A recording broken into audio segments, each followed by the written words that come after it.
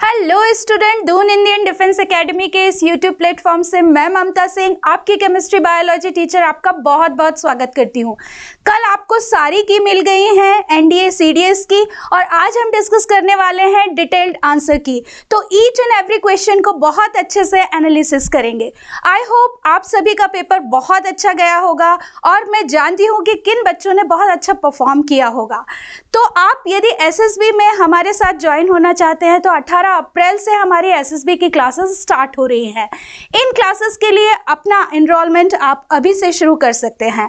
दिए गए phone number पर आप कांटेक्ट कर सकते हैं, तो एसएसबी की क्लासेस आपको मिल जाएंगी। आइए डिस्कस करते हैं केमिस्ट्री और बायोलॉजी का डिटेल पेपर। सबसे पहला क्वेश्चन जो हमारी स्क्रीन पर आ रहा है वो आ रहा है question, which one of the following reaction is an example of decomposition reaction.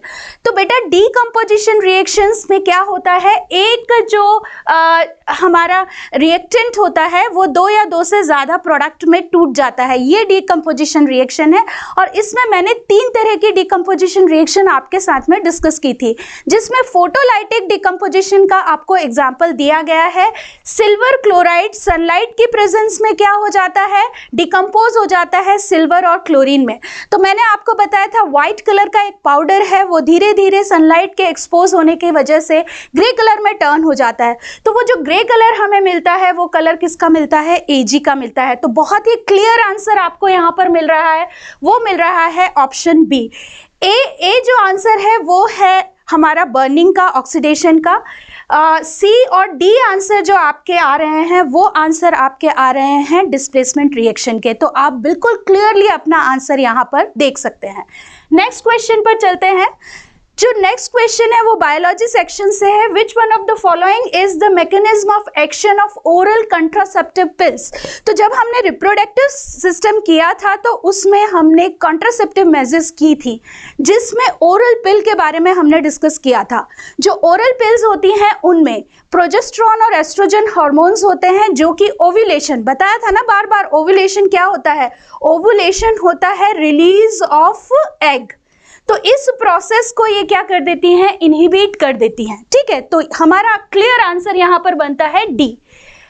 Option जो अदर दे रखे हैं, A option, they kill the eggs, ये हमारा कट हो जाएगा। दे किल द स्पर्म, जिनको स्पर्मिसाइड्स कहते हैं, वो भी हमारा रॉन्ग है। दे किल द जाइगोट, ये तीनों आंसर हम क्या कर सकते हैं, रॉन्ग है। और जो डी ऑप्शन है वो आपका राइट आंसर है। चलिए नेक्स्ट क्वेश्चन हम देखते हैं जो बायो सेक्शन से है, which one of the following plant has unisexual flower. तो बच्चों मैंने आपसे डिस्कस किया था कि प्लांट्स 2 तरह के होते हैं, यूनिसेक्सुअल और बायसेक्सुअल। और यूनिसेक्सुअल में मैंने आपको बिल्कुल ये क्लियर एग्जाम्पल्स दिए थे, उसमें से एक एग्जाम्पल था पपाया का। तो सभी बच्चों को याद होगा, पपाया इसका क्लियर आंसर है। बाकी जितने भी फ्लावर्स आपको यहाँ पर दिए गए हैं वो सभी बाइसेक्सुअल होते हैं। ठीक है, जिसमें हिबिस्कस आपको वेल नोन है, तो आप अपना आंसर ट्रेस आउट कर सकते हैं। नेक्स्ट जो क्वेश्चन है वो भी बायो सेक्शन से है, a cell is enable to synthesise lipid. ध्यान देना बच्चों, लिपिड बताया है, which of its cell organelle might be defective. Cell organelle के बारे में बात की थी। तो मैंने आपको जब एंडोप्लाज्मिक रेटिकुलम बताया था तो आपको बताया था कि एंडोप्लाज्मिक रेटिकुलम 2 तरह का होता है, बार बार बताया था। Rough endoplasmic reticulum protein synthesis के काम आता है, और smooth endoplasmic reticulum lipid synthesis के काम आता है। तो ये क्वेश्चन बार बार क्लास में मैंने आपको बताया था कि बहुत ही पॉपुलर क्वेश्चन है, और वो हमें मिल गया है दूसरे तरह से। आंसर क्या है, स्मूथ एंडोप्लाज्मिक रेटिकुलम। तो आई होप ये आंसर बिल्कुल भी आपने गलत नहीं किया होगा, ये आंसर बिल्कुल सही गया होगा। गोल्जी बॉडी प्रोसेस और पैकेजिंग से रिलेटेड है, लाइसोसोम सेलुलर डाइजेशन से रिलेटेड है, और माइटोकॉन्ड्रिया सेलुलर ऑक्सीडेशन या रेस्पिरेशन से रिलेटेड है। तो बहुत ही क्लियर आंसर आपको मिलने वाला है, आंसर ए। नेक्स्ट क्वेश्चन देखते हैं, ये केमिस्ट्री वाले सेक्शन से है, which one of the following is not a solution. तो देखो बेटा, जब हमने एलिमेंट मिक्सचर और कंपाउंड किया था तो वहां पर हमने मिक्सचर्स पर फोकस किया था, और सॉल्यूशंस, कोलाइड और सस्पेंशन में हमने डिस्कस किया था कि सॉल्यूशन क्या होते हैं, वो होमोजेनस जो है वो मिक्सचर्स होते हैं। तो इसमें से कौन कौन होमोजेनस मिक्सचर्स है, तो देखिए अलॉय, मिल्क और एयर, ये तीनों होमोजेनस मिक्सचर्स हैं। अब मिक्सचर्स इसमें कौन नहीं है, कौन सॉल्यूशन नहीं है, ये सभी क्या है, ये सभी सॉल्यूशन है। कौन सॉल्यूशन नहीं है, तो क्वेश्चन का फ्रेम आप देख रहे हैं, नॉट अ सॉल्यूशन। और आप जानते हैं शुगर क्या है, sugar is a compound, it's not a mixture. Sugar mixture नहीं है, शुगर क्या है बच्चों, कंपाउंड है। तो आप जानते हैं शुगर का फॉर्मूला भी आपको पता है, ठीक है। तो शुगर क्या है, कंपाउंड होते हैं। तो हमारा जो आंसर है which is not a solution, that is sugar, ठीक है। तो कोई कंफ्यूजन यहाँ पर नहीं हुआ होगा, और ये तो बहुत ही पॉपुलर क्वेश्चन है, बार बार रिपीट हो रहा है। Refining of petroleum is carried out by using which one of the following technique. तो फ्रैक्शनल डिस्टिलेशन जब हमने डिस्कस किया था तो क्लास में मैंने आपको पूरा डायग्राम के साथ में यहाँ पर बताया था कि जो पेट्रोलियम क्रूड ऑयल होता है उनके फ्रैक्शनल डिस्टिलेशन से हमें डिफरेंट टाइप के जो कंपोनेंट्स हैं वो मिलते हैं, जैसे कि पेट्रोल, डीजल। तो जो रिफाइनरीज होती हैं उनमें फ्रैक्शनल डिस्टिलेशन के प्रोसेस से ही क्रूड ऑयल से डिफरेंट कंपोनेंट्स हमें मिलते हैं। तो फ्रैक्शनल डिस्टिलेशन जो है वो इसका राइट आंसर है। नेक्स्ट क्वेश्चन जो है वो भी केमिस्ट्री सेक्शन से है, which one of the following is a chemical change. तो हमारा तो फर्स्ट टॉपिक ही यही था, फिजिकल और केमिकल चेंज, जहां से हमने केमिस्ट्री स्टार्ट की थी और बहुत सारे एग्जाम्पल्स हमने किए थे। फर्स्ट जो ऑप्शन है डिसॉल्विंग शुगर इन वाटर, तो भाई ये मिक्सचर बनेगा, ये क्या है, एक फिजिकल चेंज है। Melting of ice is a physical change. Crystallisation एक फिजिकल चेंज है। क्या फिजिकल चेंज नहीं है, क्या केमिकल चेंज है, वो है मिल्क टर्निंग सॉर। तो हमें अपना आंसर बिल्कुल सही मिल रहा है कि जब मिल्क टर्निंग सॉर, इसका मतलब है दूध जब फट जाता है तो वहां पर जो लैक्टोज शुगर है वो किस में कन्वर्ट हो जाती है, लैक्टिक एसिड में, ठीक है। तो वो क्या है, एक केमिकल चेंज है, क्योंकि केमिकल, न्यू केमिकल का यहाँ पर क्या हो रहा है, फॉर्मेशन हो रहा है, ठीक है। तो आइए बढ़ते हैं अनदर क्वेश्चन की तरफ। वैसे ये क्वेश्चन हमने बहुत अच्छे से प्रैक्टिस किए थे अपनी क्लास में, तो किसी भी बच्चे को प्रॉब्लम नहीं आई होगी, और मैंने आपको बताया था कि कैसे हम केमिकल फॉर्मूला बना सकते हैं।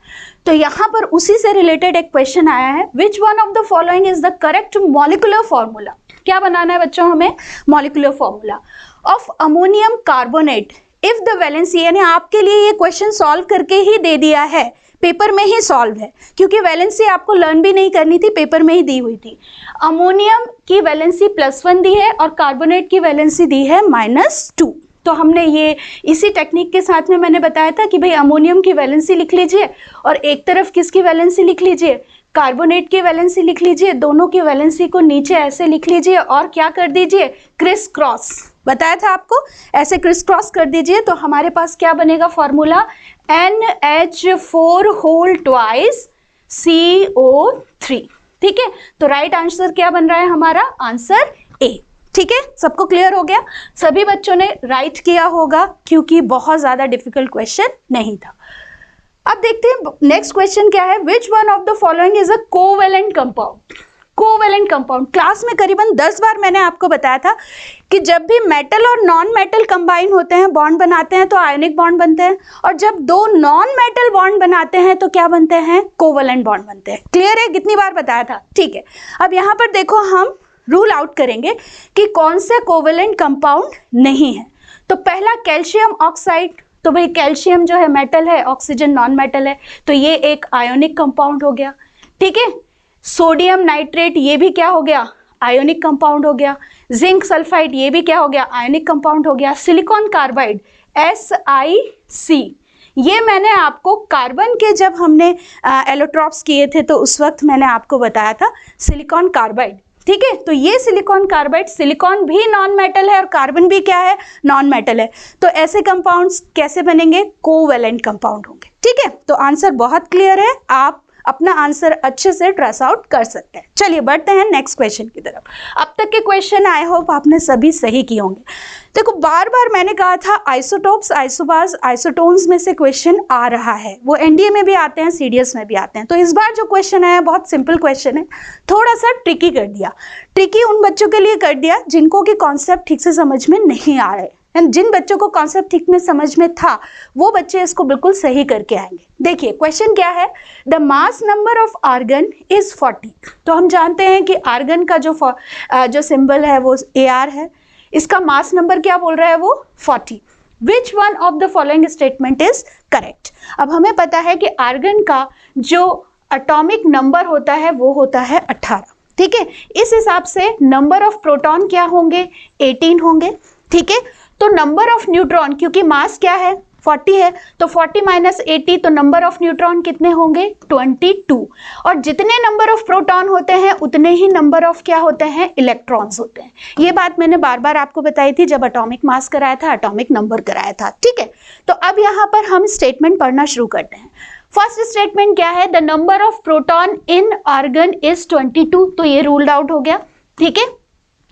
The number of neutron in argon is 18, तो नंबर ऑफ न्यूट्रॉन तो 22 है। The number of electron in argon is 18। अब यहाँ पर देखो मैंने बताया था आपको बार बार कि जितने number of proton positive charge होते हैं उतने ही नंबर ऑफ क्या होते हैं, इलेक्ट्रॉन यानी नेगेटिव चार्ज होते हैं। इसीलिए एटम एज अ होल क्या होता है, न्यूट्रल होता है। क्यों होता है न्यूट्रल, कि जितने नंबर ऑफ प्रोटॉन होते हैं उतने ही नंबर ऑफ क्या होते हैं, इलेक्ट्रॉन होते हैं। तो इसका मतलब क्या है कि यदि प्रोटॉन 18 है तो इलेक्ट्रॉन भी क्या होंगे, 18 होंगे। तो बहुत ज्यादा डिफिकल्ट ये भी नहीं था, आप आसानी से अपना आंसर क्या कर सकते थे, निकाल सकते थे। तो राइट आंसर आपका बनेगा सी। डी ऑप्शन भी पढ़ लेते हैं। The sum of the numbers of the proton and electron in argon is 40। तो मैंने आपको बताया था एटॉमिक मास क्या होता है, number of proton plus number of neutron, ठीक है। तो ये होता है हमारा एटॉमिक मास। तो यहाँ पर प्रोटॉन है 18 प्लस न्यूट्रॉन है 22 इक्वल टू टोटल कितना हो गया बेटा, 40। आ गया आंसर। तो ये भी हम क्या करेंगे, रॉन्ग, ये वाला ऑप्शन रॉन्ग है, ठीक है। चलें आगे बढ़ते हैं। तो इसमें कई बच्चे थोड़ा सा गलत करके आ सकते हैं, वैसे मुझे श्योरिटी है कि मेरे पढ़ाए हुए बच्चे गलत नहीं करके आएंगे, क्योंकि ये बात क्लास में बहुत बार रिपीट हुई है, बार बार मैंने रिपीट किया था, ठीक है। चलिए आगे बढ़ते हैं अनदर क्वेश्चन पर। विच one of the following is the correct order of the valencies of element neon, silicon, nitrogen and magnesium. तो देखो बच्चों, एक तो आपको यहाँ पर स्टेटमेंट बहुत अच्छे से पढ़ना है, क्योंकि मैंने हमेशा आपको बताया कि स्टेटमेंट बहुत अच्छे से पढ़ो, क्योंकि क्वेश्चन यदि नहीं समझ में आया तो आप आंसर क्या कर सकते हो, गलत। तो अभी हमें यहाँ पर फोकस किस पर करना है, वैलेंसीज पर। जब हमने पीरियड्स पढ़े थे, पीरियोडिक टेबल पढ़ा था, तो पी ब्लॉक में हमने देखा था कि क्या ट्रेंड आ रहा है, ठीक है।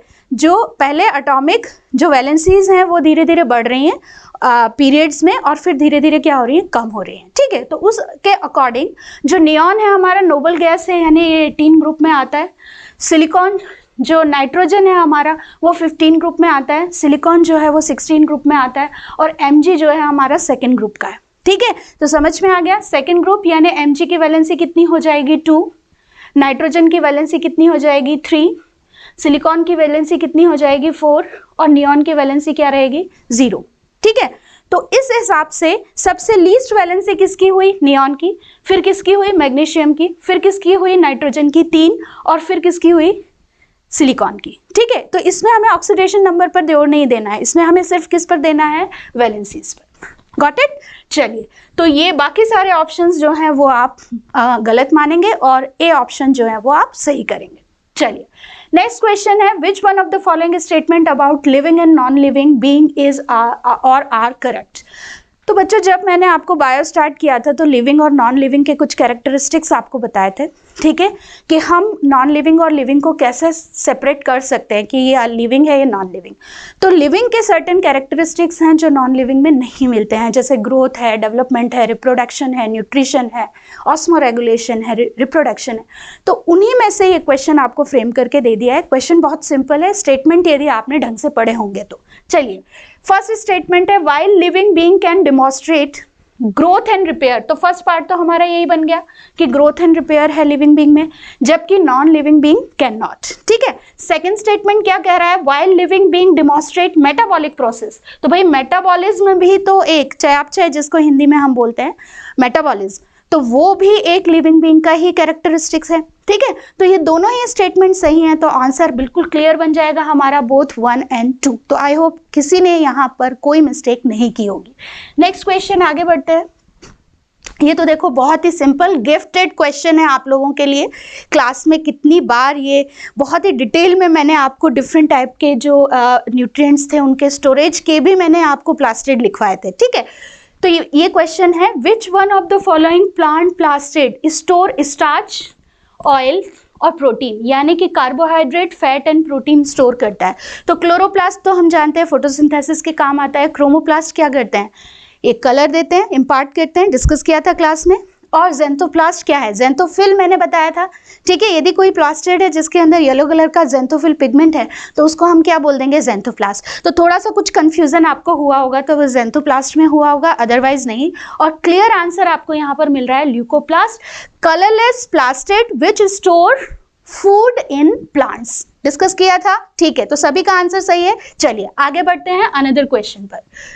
नेक्स्ट क्वेश्चन है which one of the following statement about vacuole. देखो सिंपल क्वेश्चन आया है, थोड़ा सा इसको उन्होंने ट्विस्ट कर दिया है, बहुत सिंपल क्वेश्चन है। स्टेटमेंट पढ़ो और नॉट करेक्ट, यानी वैक्यूल के बारे में कौन सा स्टेटमेंट करेक्ट नहीं है। फर्स्ट स्टेटमेंट क्या है, in plant there is a large central vacuole that में occupy 90% of the total volume. तो यदि मैंने डायग्राम आपको ऐसे प्लांट का बनाया था या नहीं बनाया था, ऐसे प्लाज्मा मेम्ब्रेन बनाई थी और बहुत बड़ा सा ऐसे वैक्यूल बनाकर न्यूक्लियस यहाँ बना दिया था, ठीक है।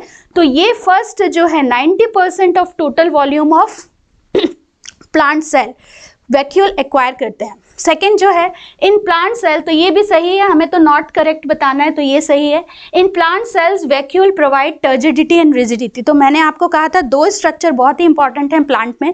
जो प्लांट बताया था ना, हमारी जो स्किन है वो बहुत सॉफ्ट होती है, एनिमल्स की स्किन, और प्लांट जो होते हैं वो बहुत स्टिफ होते हैं। तो इस स्टिफनेस के लिए मैंने दो कारण आपको बताए थे, एक बताया था सेल वॉल और दूसरा बताया था vacuole. Size of the vacuole बड़ा होता है, उसमें पानी भरा होता है मोस्ट ऑफ द टाइम, यानी ज़्यादा क्वांटिटी में, और इस वजह से वो क्या हो जाता है, टर्जिड और रिजिड। तो ये वाला भी ऑप्शन हमारा सही है। In amoeba vacuoles have role in nutrition. तो देखो फूड वैक्यूल मैंने आपको बताया था कि वैक्यूल जो होते हैं अमीबा जैसे एनिमल में फेगोसाइटोसिस की प्रोसेस के थ्रू फूड वो इनगल्फ करते हैं और वहाँ पर वो उसको एक फूड वैक्यूल के फॉर्म में रखते हैं जिसको हम फूड वैक्यूल कहते हैं। तो वो है भी वैक्यूल ही, ठीक है। तो ये वाला भी क्या है, राइट है। क्या रॉन्ग है इसमें, vacuole are absent in animal cell. तो ये भी मैंने जब आपको एनिमल और प्लांट का डिफ्रेंशिएशन करवाया था सेल का, तब हमने डिस्कस किया था कि प्लांट सेल में तो बड़े वैक्यूल होते हैं लेकिन एनिमल सेल में जो होते हैं छोटे छोटे वैक्यूल होते हैं, यानी एनिमल और प्लांट दोनों ही सेल में वैक्यूल प्रेजेंट होते हैं। और आपको याद होगा मैंने बार बार ब्लैक बोर्ड पर डायग्राम बना करके दो स्ट्रक्चर बताए थे एनिमल सेल में और प्लांट सेल में जो एक दूसरे में प्रेजेंट नहीं होते हैं, तो उसमें वैक्यूल नहीं था, वैक्यूल दोनों में प्रेजेंट होते हैं, ठीक है। तो हमारा राइट आंसर क्या होगा, vacuole. Vacuole are absent in animal cell. ये रॉन्ग आंसर है, रॉन्ग मतलब स्टेटमेंट है, क्योंकि वैक्यूल एनिमल सेल में प्रेजेंट होते हैं। चलिए आगे बढ़ते हैं। ये वाला क्वेश्चन देखो, ये क्वेश्चन याद आ रहा है, पैरेनकाइमा के दो मॉडिफिकेशन मैंने बताए थे, याद आ रहा है सबको, कौन कौन से, एरेनकाइमा बताया था, एरेनकाइमा एक्वेटिक प्लांट में, और कौन सा बताया था, क्लोरेनकाइमा बताया था या नहीं बताया था। दो मॉडिफिकेशन मैंने बताए थे आपको पैरेनकाइमा के, जिन बच्चों ने पढ़ा होगा वो एकदम टिक करके आए होंगे इस आंसर को। देखो क्वेश्चन क्या बोल रहा है, in aquatic plants large air sac give them buoyancy effects. बताया था ना, बॉयंसी में हेल्प करते हैं air sac. These sac are surrounded by which one of the following type of tissue। यानी ये सैक किस में प्रेजेंट होते हैं, ये सैक प्रेजेंट होते हैं एरेनकाइमा में, which is a modified parenchyma. तो राइट आंसर आपका क्या बनेगा, पैरेनकाइमा। कोलेनकाइमा मैंने बताया था आपको किसके लिए रिस्पॉन्सिबल है, कोलेनकाइमा रिस्पॉन्सिबल है फ्लेक्सिबिलिटी और रिजिडिटी के लिए। स्क्लेरेनकाइमा डेड टिश्यू होता है, मैकेनिकल सपोर्ट, और कॉम्प्लेक्स टिश्यू जो होते हैं वो वाटर और फूड के कंडक्शन से रिलेटेड है, ठीक है। तो बहुत सिंपल क्वेश्चन आया है, बोला था प्लांट टिश्यू में से एक क्वेश्चन जरूर आएगा, तो वो क्वेश्चन आपको मिल गया, बहुत सिंपल क्वेश्चन। आगे बढ़ते हैं। देखो ये क्वेश्चन क्या है, which one of the following belongs to the pisces, यानी कि पीसेस यानी फिश, ठीक है। तो अब देखो कुछ जो होती हैं फॉल्स फिश होती हैं, कुछ जो होती हैं वो ट्रू फिश होती हैं। तो फॉल्स फिश कौन कौन सी हैं, जैसे जेलीफिश, ठीक है, जिसको हम बोलते हैं जेलीफिश, ये जो है वो सिलेंट्रेटा फाइलम में आती है। सिल्वर फिश ये एक तरह का इंसेक्ट होता है, ये इंसेक्टा में आती है, क्लास इंसेक्टा, फाइलम आर्थ्रोपोडा। और स्टार फिश जो होता है वो इकाइनोडर्मेटा, ये शुरू से आप पढ़ते आ रहे हैं, स्टार फिश, ठीक है, ये ट्रू फिश नहीं होती है, बचपन में भी जीके में आपने ये पढ़ा हुआ है। तो ये इकाइनोडर्मेटा से आती है, ठीक है। तो अब ट्रू फिश क्या हुई, ये है डॉग फिश, और डॉग फिश बच्चों जो है उसका हम जो जोलॉजिकल नेम होता है वो स्कॉलियोडॉन होता है, ठीक है। इनमें जो है वो डॉग फिश क्यों कहते हैं इनको, ये ट्रू फिश होती हैं, इनको डॉग फिश इसलिए कहते हैं क्योंकि इनके ऑल्फैक्टरी ऑर्गन बहुत ज़्यादा क्या होते हैं, डेवलप होते हैं। तो डॉग में भी सभी जानते हैं कि ऑल्फैक्टरी ऑर्गन उनके बहुत डेवलप होते हैं, इसीलिए हम उनका इस्तेमाल बहुत सारे इन्वेस्टिगेशन वगैरह में करते हैं। Got it? तो वहीं से ये आंसर आपको मिल गया है, डॉग फिश इसका ट्रू आंसर है। नेक्स्ट क्वेश्चन वो भी क्लासिफिकेशन से आया है, ब्रायोफाइटा से इसका राइट आंसर है। क्या है question? Which one of the following group is called amphibians of plant kingdom. तो जब हमने प्लांट क्लासिफिकेशन किया था तो उसमें कुछ यस एंड नो किया था, याद आ रहा है? तो थैलोफाइटा में हमने किया था कि वो बहुत ही सिंपलेस्ट प्लांट होते हैं और जो सिर्फ वाटर में रहते हैं, फर्स्ट डिवीजन। सेकंड डिवीजन हमने किया था ब्रायोफाइट्स, याद आ रहा है? तो ब्रायोफाइट्स में मैंने क्या कहा था, ये एम्फीबियंस ऑफ प्लांट कहा जाता है। क्यों कहा जाता है एम्फीबियंस? तो फ्रॉग से आप इसको रिलेट कर सकते हो। कैसे रिलेट करोगे कि फ्रॉग जो हैं वो लैंड पर रह सकते हैं, लेकिन रिप्रोडक्शन के लिए उन्हें कहाँ जाना पड़ता है? ये एग्जांपल दिया था मैंने आपको, रिप्रोडक्शन के लिए उन्हें जाना पड़ता है वाटर में, ठीक है। तो एम्फीबियंस क्या है? They live in on land as well as in water, ठीक है। तो वही इन प्लांट की हालत है कि जो ब्रायोफाइट्स होते हैं वो ऐसे जगह पर होते हैं जहां पर कि वाटर बॉडी भी प्रेजेंट होती है। वो ग्रो कर सकते हैं कहां पर? लैंड पर, लेकिन रिप्रोडक्शन उनमें किस में होता है? पानी में, ठीक है। तो ये बिल्कुल क्लियर आंसर है। प्लांट क्लासिफिकेशन का एक ही फ्लो चार्ट मैंने करवाया था और मैंने आपको कहा था ये फ्लो चार्ट अच्छे से करके जाना, इसमें से आपको क्वेश्चन मिल जाएगा। Got it? लास्ट मोमेंट पर हमने ये क्लासिफिकेशन वाला पार्ट उठाया था और उसमें से 2 क्वेश्चन आपको मिल गए। Got it? चलिए, तो थैलोफाइटा जो है वो एल्गी हैं, टेरिडोफाइटा और जिम्नोस्पर्म ये सभी जो है वो हायर, थोड़े से हायर प्लांट्स होते हैं। चलिए आगे बढ़ते हैं। देखो नेक्स्ट क्वेश्चन क्या है, which one of the following is caused by a bacterial pathogen. तो जब डिजीज कर रहे थे तो मैंने आपको बताया था कि देखो बहुत ज़्यादा डीप में क्वेश्चन नहीं आता है। क्वेश्चन आपसे ये पूछा जाता है कि भाई ये टाइप ऑफ पैथोजन क्या है, कि बैक्टीरिया है, वायरस है, फंगाई है, क्या है। तो देखो बैक्टीरिया से क्वेश्चन आ गया। अब वो क्या पूछ रहा है? बैक्टीरियल पैथोजन पूछ रहा है ना। तो इसमें से हमें थोड़ा सा देखना पड़ेगा कि कौन सा बैक्टीरियल डिजीज है। देखो एड्स, सभी को मैंने बताया था कि एड्स जो है वो एसटीडी डिजीज है, सेक्सुअली ट्रांसमिटेड डिजीज है ना, और ये वायरल डिजीज है। तो ये सभी को पता है ये वायरल डिजीज है। डेंगू वायरल डिजीज है। कोविड-19, अब इसके बारे में किसी को कोई कंफ्यूजन ही नहीं होना चाहिए, इतना कुछ आपने न्यूज़ में पढ़ चुके हैं कोविड-19 के बारे में, वायरस वायरस वायरस, तो ये तो आपने कर ही लिया होगा। डेंगू फीवर, डेंगू और मलेरिया ये सब जो है वो मच्छर के काटने से फैलते हैं, और मलेरिया मैंने बताया था प्लाज्मोडियम से होता है, लेकिन डेंगू किससे होता है? वायरस से होता है। तो ये तीनों वायरल डिजीज़ हैं। जो बैक्टीरियल डिजीज़ है वो क्या है? टाइफाइड, साल्मोनेला टाइफी लिखवाया था आपको, पढ़ाया था, ठीक है। तो ये टाइफाइड फीवर आपका क्या होना चाहिए? राइट आंसर होना चाहिए, ठीक है। नेक्स्ट क्वेश्चन पर देखते हैं। चलिए देखिए, थोड़ा सा ट्रिकी क्वेश्चन आ गया। For an element with atomic number 35, which one of the following will be the correct number of electron in the valence shell? किस पर फोकस करना था आपको? valence shell. On Bohr's model of an atom. Total number of valence shell बताने थे आपको, valency नहीं बतानी थी। Got it? समझ गए? और 35 से पहचान गए कि ये कौन सा एलिमेंट है? ये एलिमेंट है क्लोरीन, 17 ग्रुप का, ठीक है। क्या इसका एटॉमिक कॉन्फ़िगरेशन बनेगा? 2, 8, 18 और 7। Total number of valence electron कितने हैं? 7। इसमें मुझे हो सकता है कि कुछ बच्चे कंफ्यूज हो गए हों जिन्होंने वैलेंस शेल ठीक से नहीं पढ़ा है, इसीलिए मैंने बार बार आपको बताया कि आपको स्टेटमेंट अच्छे से पढ़ना है। वैलेंसी यदि पूछी जाती तो आंसर होता ए, लेकिन यदि वैलेंस शेल इलेक्ट्रॉन पूछा गया है तो आंसर क्या होगा? 7, ठीक है। चलिए नेक्स्ट क्वेश्चन है, which one of the following is not an example of redox reaction. ठीक है, थोड़ा सा ये कंफ्यूजिंग हो सकता था बच्चों के लिए, लेकिन यदि आपने मेरी ट्रिक पर कि सबकी वैलेंसी देखते जाओ आप, ठीक है। जैसे यहाँ पर सोडियम की वैलेंसी +1 है, हाइड्रोजन की वैलेंसी -1 है। यहाँ सोडियम की 0 हो गई और हाइड्रोजन की क्या हो गई? 0। तो यहाँ पर +1 से सोडियम चला गया 0 में, यानी इसका हो गया रिडक्शन, और हाइड्रोजन -1 से चली गई 0 में, इसका हो गया ऑक्सीडेशन। ठीक है, चलिए नेक्स्ट देख लेते हैं हम आयरन की है 0 और ऑक्सीजन की भी है 0। यहाँ पर आयरन की कितनी हो गई बेटा? +3 और ऑक्सीजन की कितनी हो गई? -2। तो Fe 0 से किस में चला गया? +3 में। Fe का हो गया ऑक्सीडेशन। ऑक्सीजन माइनस से किस में चली गई? 0 से किस में चली गई? -2 में। तो ऑक्सीजन का क्या हो गया? रिडक्शन। ये वाला यहाँ पर आप देखो, ये कॉपर की है +2, SO4 का -2, जिंक का है 0। यहाँ पर आप देखोगे कि कॉपर हो गया 0, जिंक हो गया +2 और SO2 -2 रहेगा। तो यहाँ पर देखो कॉपर +2 से किस में चला गया, 0 में, रिडक्शन हो गया कॉपर का, और जिंक का क्या हो गया, 0 से +2 में, तो जिंक का क्या हो गया, ऑक्सीडेशन। ऐसा कुछ यहाँ पर देखा आपने, नहीं देखा, ठीक है। Al की यहाँ पर +3 है, यहाँ पर भी क्या है, +3 है, ठीक है। Cl की यहाँ पर भी -1 है, यहाँ पर भी क्या है, -1। यदि हम H2O में देखेंगे तो हाइड्रोजन की क्या है, +1 है, यहाँ पर भी हाइड्रोजन की क्या है, +1 है। ऑक्सीजन की -2 है, यहाँ पर भी ऑक्सीजन की क्या है, -2 है।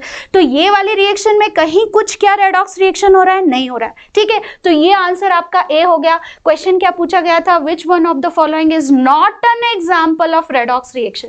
अब मुझे बच्चे बताएंगे कि कितने बच्चों ने ये सही किया है। थोड़ा सा एक ही जो टफ क्वेश्चन आया था वो ये था, और वो भी इतना सिंपल था, आप आसानी से कर सकते थे, ठीक है। आगे बढ़ते हैं। नेक्स्ट क्वेश्चन है, which one of the following allotrope of carbon is isomorph with crystalline silicon, isomorph of crystalline silicon, ठीक है। तो क्रिस्टलाइन कंपाउंड तो कार्बन के दोनों होते हैं, डायमंड एंड ग्रेफाइट, लेकिन हार्ड क्या होता है सिलिका की तरह, वो होता है डायमंड, ठीक है। हार्डनेस जो होती है, उसका जो स्ट्रक्चर होता है, 3 डायमेंशनल स्ट्रक्चर, 3D स्ट्रक्चर, दोनों में डिफरेंस क्या है, दोनों ही क्या है, क्रिस्टलाइन स्ट्रक्चर है, लेकिन ग्रेफाइट सॉफ्ट है, 2D स्ट्रक्चर है, और डायमंड क्या है, 3D स्ट्रक्चर है। तो ये जो आइसोमॉर्फ ऑफ सिलिकॉन है, वो आंसर क्या बनेगा आपका, डायमंड। नेक्स्ट क्वेश्चन आ रहा है, which one of the following is the colour of hydrogen gas. हमने 4 गैसेस की थी, कौन कौन सी, हाइड्रोजन, नाइट्रोजन, ऑक्सीजन और कार्बन डाइऑक्साइड। सभी क्या हैं, कलरलेस हैं, बताया था ना, सभी कलरलेस हैं। तो बिना डाउट के आपका आंसर बन जाएगा क्या, डी। नेक्स्ट क्वेश्चन है, which of the following is not a pigment. ठीक है, तो हमने कुछ पिगमेंट स्टडी किए थे, पेंट वगैरह में भी और ग्लास में भी, ठीक है। तो इसमें पिगमेंट कौन सा नहीं है, वो है सिलिका, ठीक है, क्योंकि जिंक ऑक्साइड, चाक और व्हाइट लेड सभी क्या करते हैं, पेंट में व्हाइट कलर देते हैं, व्हाइट कलर देते हैं ये, ठीक है। तो पिगमेंट की तरह यूज होता है, सिलिका पिगमेंट की तरह यूज नहीं होता। याद आ रहा होगा आपको जब बताया था कि व्हाइट सीमेंट बनता है, यदि सिलिका नहीं है उसमें तो वो क्या बन जाएगा, व्हाइट सीमेंट। गॉट इट, इसका मतलब है व्हाइट कलर किससे आ रहा है, ठीक है। चलिए आगे बढ़ते हैं। Which one of the following statement about fertiliser is not correct. बोला था फर्टिलाइजर, अच्छे से पढ़ लेना, एक क्वेश्चन आने की संभावना है, वो आ गया आपका, ठीक है। बहुत ही सिंपल, इतना सिंपल क्वेश्चन, ठीक है। यूरिया का आपको मैंने फॉर्मूला बताया था, यूरिया का फॉर्मूला होता है NH2CONH2। यहाँ कहीं आपको फॉस्फोरस नजर आ रहा है, नहीं आ रहा, तो राइट आंसर आपका हो जाएगा A, urea is a phosphorus containing fertiliser. और वही हमें क्या करना था, बताना था, बाकी सारे ऑप्शंस क्या हैं, बिल्कुल सही है। नेक्स्ट क्वेश्चन है, which one of the following statement is not correct. तो इस बार नॉट करेक्ट से बहुत सारे आपको स्टेटमेंट, सिंपल क्वेश्चन थे पर नॉट करेक्ट से बना करके दिए, ठीक है। तो क्या क्या करेक्ट है उनको हम रूल आउट करते जाएंगे। फर्स्ट स्टेटमेंट क्या है, most carbon compound are good conductor of electricity. तो मोस्ट पर फोकस करो और गुड कंडक्टर ऑफ इलेक्ट्रिसिटी पर फोकस करो। कुछ याद आ रहा है, मैंने बताया था डायमंड, ये एक्सेप्शन है, डायमंड जो है वो बैड कंडक्टर होता है, ठीक है, तो ये गुड कंडक्टर नहीं होता। बाकी सब क्या है, जैसे ग्रेफाइट है, गुड कंडक्टर है, ठीक है। नेक्स्ट जो स्टेटमेंट क्या है, bonding in organic compound is covalent, तो बिल्कुल सही है। Graphite is used as a lubricant, तो बताया था आपको लुब्रिकेंट जो हाई मशीन्स होती हैं, जो ऐसी मशीन्स जो बहुत ज़्यादा हीट जनरेट करती हैं, वहाँ पर इसको एज अ लुब्रिकेंट इस्तेमाल किया जाता है। And diamond is an allotrope of carbon. तो ये तीनों स्टेटमेंट सही हैं, जो स्टेटमेंट गलत है वो है ए, ठीक है। तो बहुत सारे क्वेश्चन, बहुत सिंपल क्वेश्चंस आपको यहाँ पर देखने को मिले हैं, और आई होप जो 100 मार्क्स हमारे हैं बायोकेमिस्ट्री में से, और मैं कहती हूँ हमेशा कि यदि आप थोड़ा सा फोकस करोगे तो 80, 85, इवन 100 मार्क्स भी, जो अच्छे बच्चे होंगे आई नो उन्होंने 100 मार्क्स स्कोर किए होंगे। तो इस वेटेज को आपको समझना है, क्योंकि आपके एनडीए क्लियरेंस में ये बहुत ही इंपॉर्टेंट रोल प्ले करेंगे। तो आई होप बहुत सारे बच्चों का हमारे एकेडमी से सिलेक्शन होने वाला है और वो ज्वाइन करने वाले हैं एसएसबी। तो मैं आप सभी को बता दूं कि हमारी एसएसबी की क्लास स्टार्ट हो रही हैं 18 अप्रैल से। तो जल्दी से जल्दी आप लोग एकेडमी को फैच करो, एकेडमी में आओ और अपना रजिस्ट्रेशन करवा लो। So all the very best. सभी का रिजल्ट बहुत अच्छा जाने वाला है, डोंट वरी, और आप सभी का अच्छे से सिलेक्शन होगा, ठीक है। So keep learning. This is Mamta Singh from Doon Indian Defence Academy. Good bye.